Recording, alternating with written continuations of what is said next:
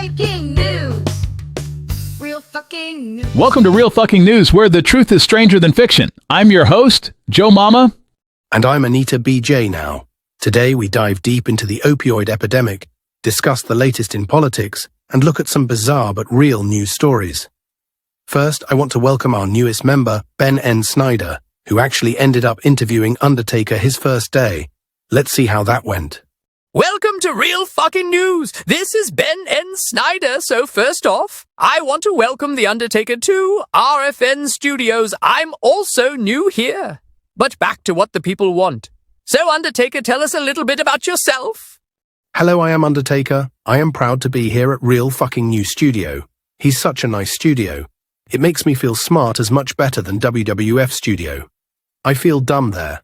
I hear you have question for Undertaker, for I am a genie, and I can only answer 3 questions. Well, folks, I guess we only can ask 3 questions, I guess. Our first question, Undertaker, is how was it working with Paul Bearer? He seems like such a creepy man working. What would you say about him, Undertaker? Slow and fat do next question now. Straight to the point, I see. I like that about a man. Well, I guess our next question is, did you like going against your brother Kane? Was it something you did not enjoy doing, or was it something you did enjoy doing? I guess that's something that the fans really wanted to know. Wrestling fake. What is your last question? Okay, then. I don't think that's what we asked, but good answer. I guess our last question is, are you happy with your choice in career? Or if you could choose, what else would you want to be? I mean, who wouldn't want to be The Undertaker? But let's hear it from The Undertaker himself. Yes, Undertaker once went to the moon and ate cookies there. Moon cookies are the best. But when I was there, they put a chip in my brain for whenever they need me. They call and they are calling. I must go now. I must go to the moon. They're calling by Real Fucking News until we meet again.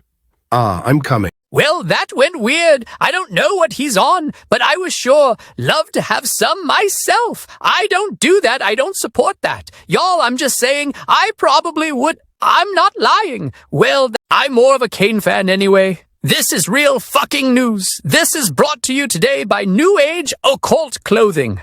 Our amazing sponsors. If you haven't been by there, please make your way there now in a single file line. I heard they got that good too. Y'all go check that out and let me know. Well, that's all that I have for y'all today. Until next time, this is Ben N. Snyder. Catch yo mama later today for some...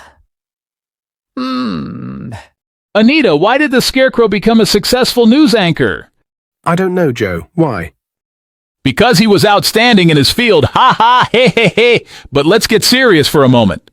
First up, let's talk about the opioid epidemic. It's like a bad horror movie that just won't end. Despite doctors cutting back on prescriptions, people are dropping like flies from stuff like fentanyl. In 2022 alone, over 107,000 people OD'd. That's like wiping out a small city. And if you think the government has a handle on it, think again. New synthetic drugs keep popping up faster than your ex's Tinder matches. So these numbers, they just push these false numbers, and now you have courts of law calling them out. Las Vegas physician Dan Laird has a unique vantage point from which to evaluate the great opioid crackdown. He's not only a pain management doctor, but is also an attorney who's represented patients who suffered after being denied legal medications. Of the 50 million Americans plagued by chronic pain, about 20 million depend on prescription opioids to try and lead somewhat normal lives. Since 2016, those millions have suffered immensely because of a war on legal pain meds. Chronic pain patients are basically in a fight for their lives. They've been under attack for several years now with this anti-opioid sentiment and sort of the overreaction to the opioid crisis.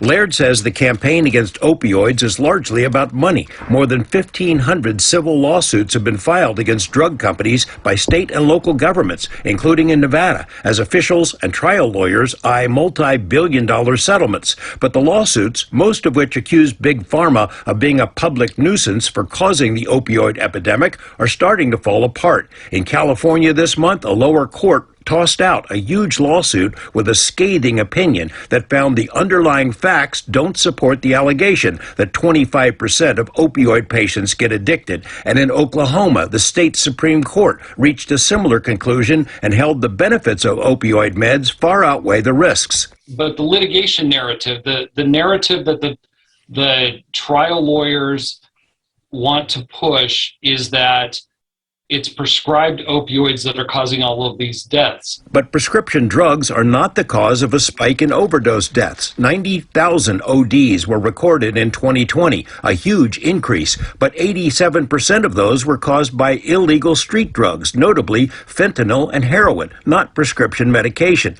Cutting down on prescriptions hasn't worked because legal pain patients are not the ones overdosing. Studies show less than 1% of them become addicted, not 25%. As alleged in the lawsuits. Millions of patients who followed the rules and their doctors have been cut off altogether or had their dosages slashed. Suicides among those patients jumped 470%, many of them veterans in pain who were cut off by the VA. Patients are starting to fight back by suing doctors and hospitals who deny legitimate medications. Also coming under scrutiny are the very same anti-opioid crusaders who crafted the CDC's opioid crackdown in 2016.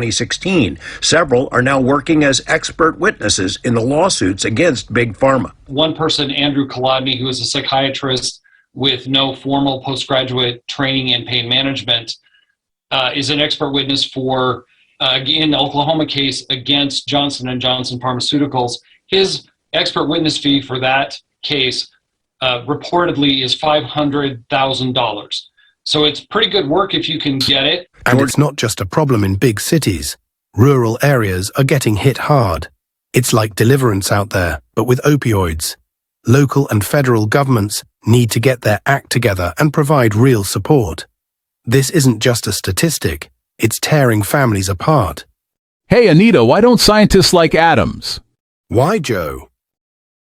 Because they require a team of specialized professionals and sophisticated equipment to tear these apart. Ha ha! But these opioid deaths are no joke, folks.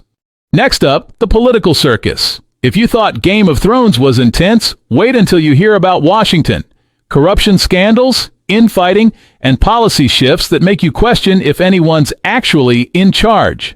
From shady backroom deals to high-profile resignations, it's like House of Cards, but less Kevin Spacey and more dumpster fire. Political scene is hotter than my grandma's chili. We've got riots, impeachments, and scandals. Anita, what's the latest? Well, Joe, it seems like every politician these days is either getting caught with their pants down or their hand in the cookie jar. From senators sexting their interns to mayors embezzling funds for their pet llama farms, it's a circus out there. The real question is, when will we get our popcorn? And speaking of circuses, Ben, why don't clowns make good politicians? Oh, Joe, I don't know. I don't know much of anything, really. I just read what y'all put for me to read, and there's nothing for me to read. Because they're always clowning around. So now I give you Trump from his speech today. What a great man he is. Let's go, Trump. Here you go. Take it away. What the hell is going on? The radical left Democrats rigged the presidential election in 2020, and we're not going to let them rig the presidential election in 2024.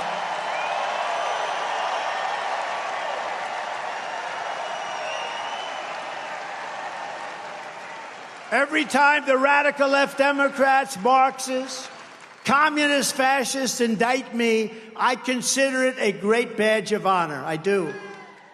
Because I'm being indicted for you. You know, my father and mother are looking down. They were great people. They're saying, my son got indicted like 4 times. Al Capone didn't get indicted 4 times. He would kill you if he didn't like your look. If you looked at him in the slightly, that's a nice shirt. Scarface, Al Capone, the most evil man. He didn't get indicted like Trump. I got indicted for what? I'm protesting an election that was rigged.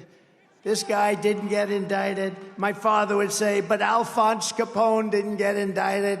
He killed hundreds of people. If he took you out for dinner, even you, see you two guys, would you stand up with the MAGA black, please? Stand up, please. Look at these two guys. Who the hell is going to mess? Who's going to mess with that? MAGA black. MAGA black. I love them. I like them better than you, Bruce. Now, those are two tough cookies. But if Alphonse Capone didn't like you because you insulted him slightly at dinner, that was the end of you fellas, I have to tell you. And he didn't get like me. Think of it. How crazy is the world? And thank you for being here. You're good-looking guys. Better looking than Bruce, I'll tell you right now. Much. Stand up, Bruce. Never forget, thank you. But never forget, our enemies want to take away my freedom because I will never let them take away your freedom. They're always clowning around. They But want to seriously, silence folks, these me. political moves have serious implications for our country. We'll be right back after this small break from our sponsors, New Age Occult Clothing. Breaking news. Breaking news. Stay alert for breaking news. Real fucking news. We keep it raw and true. And let's not forget the international scene. Dictators throwing tantrums, countries getting more divided than a pizza at a Weight Watchers meeting. It's pure chaos, but hey, it gives us something to talk about. Onto the world of digital dough, cryptocurrencies. Bitcoin's diving faster than my ex after child support came due, and Dogecoin's making more millionaires than a lottery draw in Vegas. Exactly, Anita. But with great power comes great stupidity. We've got people mortgaging their houses to buy virtual pets and digital art. Remember, folks, the internet is forever, but so is your debt. Next up, the environment. Apparently, Mother Nature's got a vendetta against us. We've got hurricanes, wildfires, and politicians denying it all like it's a bad case of herpes. Good evening, folks. This is Sexy McDark Chocolate bringing you the weather on real fucking news. And let me tell you, it is hot as a devil's ass out there. The sun is blazing like it hates us all. I'm sweating so much. My man boob is literally a swimming pool, but only a 01, because the other one stays flapping and cool. And as if that's not be bad enough, it's raining everywhere else. Real house of rain out there, folks. You can't win. Sexy McDark Chocolate. So stay cool, drink water, and remember. Real fucking news is here to tell it like it is. See you next time. If I don't melt first.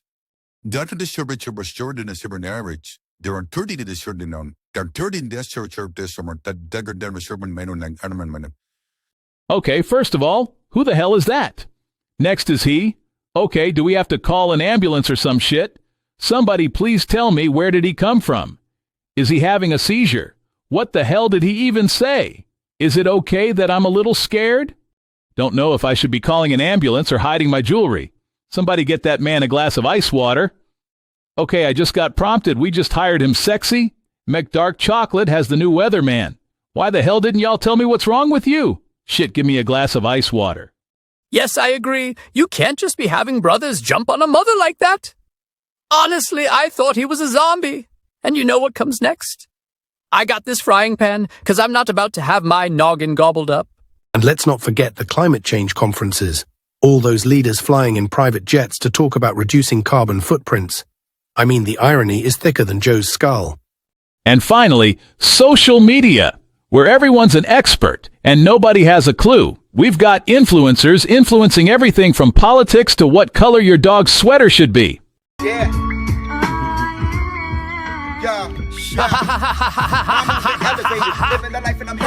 I'll never unsee this now. Poor guy even missed the shot. Oh yes, what a fine one he is, ain't he? My God, God bless America.